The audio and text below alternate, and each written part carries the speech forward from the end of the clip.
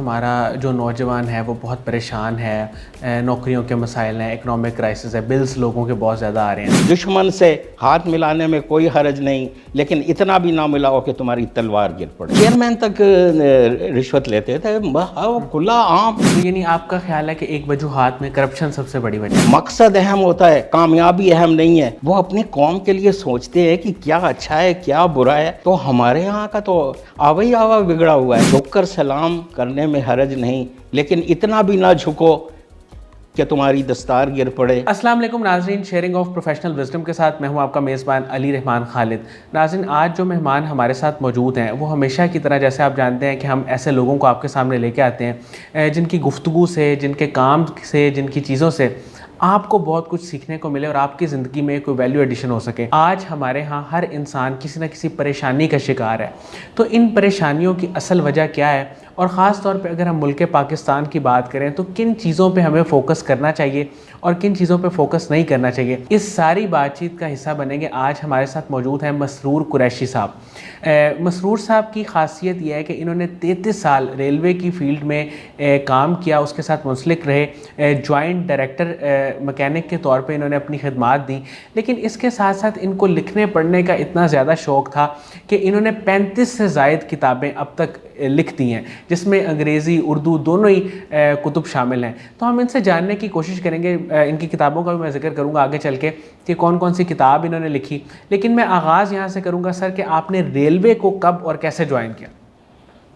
Railway کو میں نے 1975 میں جوائن کیا، صحیح، اور 1 سال کی ٹریننگ تھی، اور ریلوے میں مغل پورہ ورکشاپ میں جس وقت بھیجا گیا تو ٹریننگ ہو رہی تھی، تو ہمیں وہاں سب سے پہلا جو شوق مجھے لگا، وہاں ٹی آر لائن جہاں سے ٹرینیں کھڑی ہوتی ہیں، تو وہاں انہوں نے کہا جی یہ جو ریلیں ڈبے ہیں یہ ہم کٹنگ اپ کے لیے لے آئے ہیں، اور اس کے نام بھی ابھی مجھے یاد ہیں، گلے نسرین اور گلے شبو۔ اس میں بتایا کہ برف کی سلیں ادھر رکھتے تھے اور اس طرح ہوتا تھا، اور یہ ایئر کنڈیشن تھے۔ میں نے اسی وقت میں نے کہا کہ بھئی اتنی اینٹیک چیز آپ اسے ضائع کر رہے ہیں، تو اس کو تو آپ کو میوزیم میں رکھنا چاہیے۔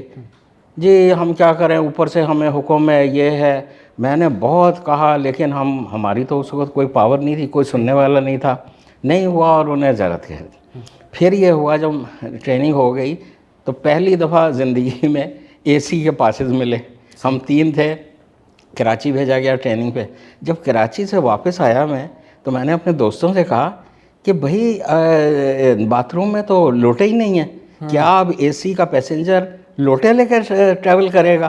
سب ہنسے۔ ہم نے اپنی ٹریننگ رپورٹ میں لکھا کہ اے سی کلاس میں لوٹے پرووائڈ کیے جائیں۔ وہ چیئرمین تک گئی، اپروو ہو گیا، آج لوٹے رکھے جا رہے ہیں۔ تو 25 سال ہو گئے تھے جب میں نے ریلوے جوائن کی۔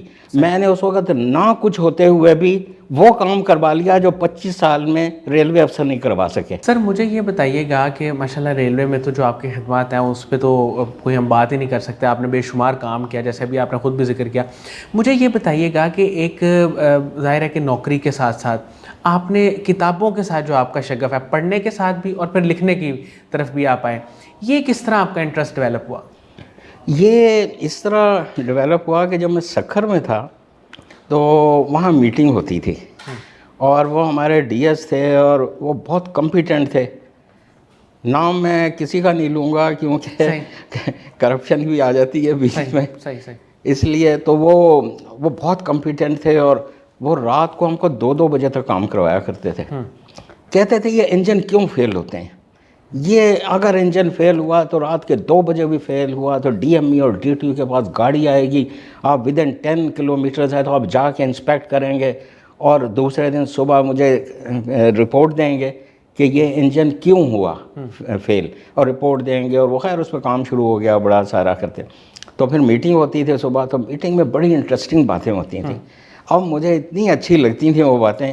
1 سال میں وہاں رہا ہوں، اور پھر میں نے خود ہی وہاں سے ٹرانسفر کروا لیا، وہ علیحدہ داستان ہے۔ تو 1 سال کے بعد پنڈی چلا گیا۔ 1 سال کے بعد میں نے سارے وہ منٹس لکھے، وہ سارے منٹس لکھنے کے بعد اس کی ایک کتاب بنا دی۔ تو ہماری گلبرگ میں نذیر بیگم سنگر جو ہیں، یہ ہماری پڑوسی ہوتی تھیں، تو ان کے میاں زبیر تھے، ڈائریکٹر تھے، میں نے انہیں دکھائی، تو کہتے ہیں کہ میں تو اس کا وہ ڈرامہ بناؤں گا. تو میں نے کہا کہ نہیں, مجھے پہلے ریلوے سے اجازت لینی ہوگی, ایسے نہیں آپ بنا سکتے. صحیح. وہ پھر بات رہ گئی. سر مجھے یہ بتائیں کہ پہلی جو کتاب پھر وہ یہی والی آپ کی چھپی جو آپ نے ابھی بتایا میٹنگ منٹس کی؟ نہیں, یہ چھپی نہیں. اچھا, یہ تو اپنے لیے آپ نے لکھی تھی. ٹھیک ہے. تو جو کتابیں چھپنے کا سفر ہے اس کا آغاز کب ہوا؟ اخلاقیات, اخلاقی قدریں اور تعمیر شخصیت. پہلے میں لکھنے لگا تھا وہ پاورٹی ایلیویشن, اور ہاتھ سے لکھ کے 200 پروپوزل میں نے ہاتھ سے لکھی ہوئی رکھی تھیں. تو میری مسز نے کہا, وہ بھی سول انجینئر, تو انہوں نے کہا نہیں, پہلے اخلاقیات کی ضرورت ہے, پہلے یہ لکھیں اور اس کے بعد وہ. صحیح. تو میں نے پھر اخلاقیات پہ کام شروع کر دیا. 2 سال لگے ہیں اور ڈے اینڈ نائٹ اس پہ کام ہوا ہے. صحیح. کمرے میں کتابیں چاروں طرف ہوتی تھیں, اور میں اور مسز چلے جاتے تھے جنا ریفرنس لائبریری. یہاں پہ سے کتابیں آپ گھر نہیں لا سکتے. صحیح. اور لنچ کے لیے ہم ٹوسٹ اور وہ لے جاتے تھے اور وہیں رہ کر کرتے تھے. لنچ کیا اور صبح 9 بجے سے لے کے 4 بجے تک جتنی احادیث کی کتابیں تھیں وہ ساری پڑھ لیں, اور جو اچھی اس میں سے سلیکٹ کر کے 902 احادیث مبارکہ اور 281 آیت قرآنی اس اخلاقیات کی کتاب میں شامل کی ہیں. صحیح. سر مجھے یہ بتائیے کہ جو global and Pakistan poverty alleviation programme, اس پہ جو آپ نے کتاب لکھی, اس کا آپ کے ذہن میں آئیڈیا کہاں سے آیا اور کب یہ لکھی؟ یہ میں نے کہا, میں نے سارا اسٹڈی کیا, ویسٹ کو اسٹڈی کیا. میں نے کہا دیکھیں, جب تک یہ غریبوں کی حالت نہیں سدھرے گی. بھٹو نے بڑا اچھا نعرہ لگایا تھا, روٹی کپڑا اور مکان مانگ رہا ہے ہر انسان. لیکن بھٹو نے کبھی یہ نہیں کہا اپنے لوگوں سے کہ بھئی یہ ایک ڈاکومنٹڈ پروگرام بناؤ. وہ کیوں نہیں کہا؟ وہ اس لیے کہ اللہ تعالیٰ نے بھٹو کو ایک اور پاور دی تھی, وہ پاور آف اسپیچ تھی. وہ لوگ جمع ہو جاتے تھے, ووٹ اسے ویسے ہی مل جاتے تھے, انہیں کیا ضرورت تھی. صحیح.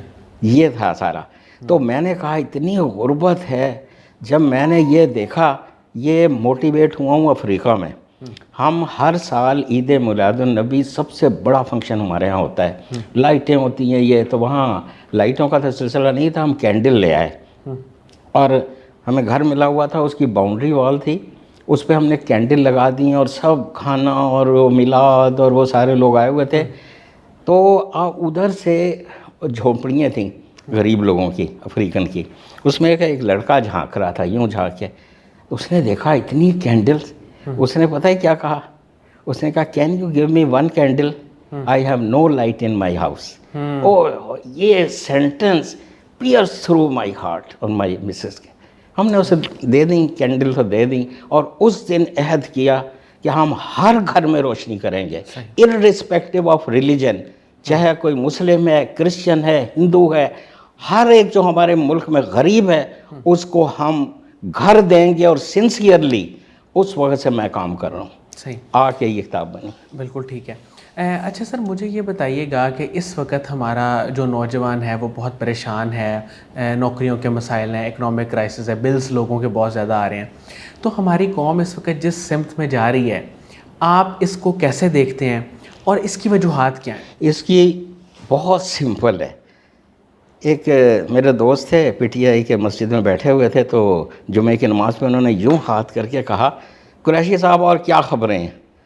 میں نے کہا اسلامی نظام آ رہا ہے. کہنے کہ ہاں بہت جلدی آ رہا ہے, مطلب ٹونٹنگ وے میں. میں نے کہا آپ لوگ اسلامی نظام سے ڈرتے کیوں ہیں اتنا؟ یہ تو بہت سمپل ہے, صرف 3 چیزیں اپنے اوپر لاگو کر لیں, اسلامی نظام آ جائے گا. کہنے کہ وہ کیا؟ میں نے کہا نمبر 1 جھوٹ نہ بولیں. میں نے کہا ساری زندگی میں نے جھوٹ نہیں بولا, چاہے آسمان پھٹ جائے, زمین دھس جائے, میں جھوٹ نہیں بولوں گا. کیونکہ قرآن میں 3 دفعہ جھوٹے پر لعنت بھیجی ہے, اور جس پہ اللہ تعالیٰ لعنت بھیج دے اس کے کام نہیں بنتے, وہ ہمیشہ پرابلم میں ٹھوکریں کھاتا ہے. نمبر 2 رشوت حرام. دیکھ لیں پوری ریلوے کی 33 سال کی زندگی ہے, کس طرح میں ریلوے کے جو فرعون تھے ان کے سامنے ڈٹ کے کھڑا ہو گیا, ایک پیسہ نہیں دوں گا. میں نے کہا رشوت کا, میری پروموشن ہوتی ہے نہ ہو, کہتے تھے کہ چیئرمین تک رشوت لیتے تھے, کھلا عام. تو میں نے کہا دفتر میں منسٹری میں یہ چیئرمین بھی پیسے لیتے ہیں؟ تو کیسے لیتے ہیں؟ تو کہنے کہ جب آپ اس راستے پر آئیں گے تو پھر آپ کو پتہ چل جائے گا. میں نے کہا میں تو کبھی اس راستے پہ نہیں آؤں گا, میں تو 1 روپیہ بھی نہیں دوں گا اپنی پروموشن کے لیے, نہیں ہوتی تو نہ آ جائے. میں نے کہا کہ مقصد اہم ہوتا ہے, کامیابی اہم نہیں ہے. برے مقصد میں کامیابی سے اچھے مقصد میں ناکامی بہتر ہے. صحیح. میں نے اپنی قربان کر دی اپنی پروموشن کو, نہیں ہوتے, لیکن صحیح کام کیا ریلوے میں. صحیح. یہ ہے. بالکل ٹھیک ہے. تو یعنی آپ کا خیال ہے کہ ایک وجوہات میں کرپشن سب سے بڑی وجہ ہے؟ بہت بڑی وجہ ہے, بہت بڑی وجہ ہے. سر اس وقت پھر جو حالات ہیں, مشکلات ہیں, ان کا حل کیا ہے؟ جی, ان کا حل صرف یہ ہے کہ طلباء پہ توجہ کی جائے, اخلاقیات کا فوری طور پہ. یعنی کہ ہر ملک میں ایک تھنک ٹینک ہوتے ہیں, وہ اپنی قوم کے لیے سوچتے ہیں کہ کیا اچھا ہے کیا برا ہے. تو ہمارے یہاں کا تو آوا ہی آوا بگڑا ہوا ہے. کوئی نہیں یہ کہتا کہ بھائی جب تک آپ بچے پہ کام نہیں کریں گے نا, اخلاقیات پڑھانی شروع کر دیں, جو گریجویشن ہوگی وہ آئے گا وہاں تو اس کا مائنڈ سیٹ اسلامی بن چکا ہوگا. نہ وہ رشوت لے گا, نہ حرام کھائے گا, نہ دھوکہ دے گا, وہ صحیح مسلمان بنے گا. پہلا کام یہ ہے کہ فوری طور پہ اخلاقیات کا سلیبس شامل کیا جائے. نمبر 2, یہ جو مسجد کے مولانا حضرات ہیں ان کا کوئی علم نہیں ہے, یہ کوئی گائیڈنس نہیں کر رہا. وہ مسلمان جو نماز نہیں بھی پڑھتا 5 وقت کی, وہ جمعے میں آ کے ضرور بیٹھ جاتا ہے اور وہاں کچھ نہیں لے کے جا رہا. وہ یہ قابل پڑھے لکھے لوگ اگر نہیں ہیں تو جس لوکیلٹی میں منسٹری یہ کرے کہ وہاں کے قابل, میں اگر لیکچر دے دوں نا جو میں اتنے سارے مسلمان ہو جائیں, ایک لیکچر دے دوں, وہ باتیں نہیں بتاتے. جو قوم ڈوب رہی ہے اور آپ پرانے قصے سنا کے گا کے اور آ جاتے ہیں, اس طرح قوم ٹھیک ہوگی. نمبر 2 یہ. سر کوئی آخری نصیحت جو آپ؟ آخری نصیحت سرکاری افسروں طلباء کے لیے یہ ہے کہ پیسے کے شوق میں اتنے بھی گڑھے نہ کھودو کہ اس میں گر پڑو. باسز سے جھک کر سلام کرنے میں حرج نہیں, لیکن اتنا بھی نہ جھکو کہ تمہاری دستار گر پڑے. باسز سے ہاتھ ملانے میں کوئی حرج نہیں, لیکن اتنا بھی نہ ملاؤ کہ تمہارا قلم گر پڑے. دشمن سے ہاتھ ملانے میں کوئی حرج نہیں, لیکن اتنا بھی نہ ملاؤ کہ تمہاری تلوار گر پڑے. بہت خوبصورت سر. سر شاہ صاحب کے کام کو آپ کیسے دیکھتے ہیں؟ میں ڈائیوا میں یا فیصل موور میں جا رہا تھا تو میں نے ان کی تقریر سنی, کہیں سنی, مجھے بڑی اچھی لگی. تو میری بیٹی ہے وہ آج کل انقرہ یونیورسٹی میں PhD کر رہی ہے, تو وہ بھی آئی ہوئی تھی. تو پشاور میں نے وہ اپنی وہ ان کی ساتھ جو تصویر کھینچی تھی نا قاسم علی شاہ کا, وہ بھیجی. تو کہنے کہ ارے یہ تو قاسم علی شاہ صاحب ہیں. میں نے اسے پوچھا تم جانتی ہو انہیں؟ تو کہنے کہ آپ کے ساتھ ایک دفعہ ٹریول کیا تھا تو آپ نے کہا تھا کہ ان کی تقریریں لیکچر ضرور سنا کرو. تو وہ میں نے سنے تھے اور انٹرنیٹ پہ سنے تھے, اس لیے میں جانتی ہوں. تو اس سے آپ کو پتہ چل جائے گا. کہ بہت بہت شکریہ مسعود قریشی صاحب. تھینک یو ویری مچ, بہت بہت شکریہ. ناظرین مجھے امید ہے کہ ان کی گفتگو سے آپ نے بہت کچھ سیکھا ہوگا. خاص طور پہ انہوں نے بہت ہی مختصر بات کی جو کہ اگر ہمارے لوگ سمجھ لیں تو ان کے بہت سارے مسائل حل ہو سکتے ہیں. یقیناً اس میں بہت وزڈم چھپا ہوا ہے. اس کے ساتھ ہی اجازت دیجیے, انشاءاللہ دوبارہ حاضر ہوں گے ایک نئے انٹرویو کے ساتھ. تب تک کے لیے اللہ حافظ.